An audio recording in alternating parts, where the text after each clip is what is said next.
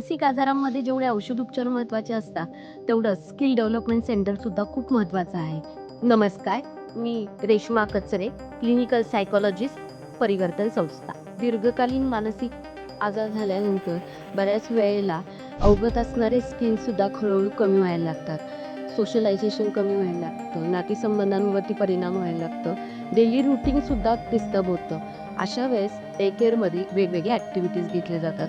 याचा फायदा बऱ्याच रुग्णमित्रांना झालेला आहे. यामध्ये अगदी सकाळपासून संध्याकाळपर्यंतची दिनचर्या फिक्स केली जाते.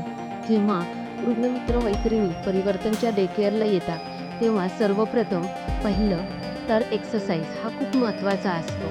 कारण औषधं घेतल्यानंतर बऱ्याच वेळेला एक्सरसाइज केलं जात नाही आणि त्यामुळे एक स्थूलपणा शरीरामध्ये आलेला असतो.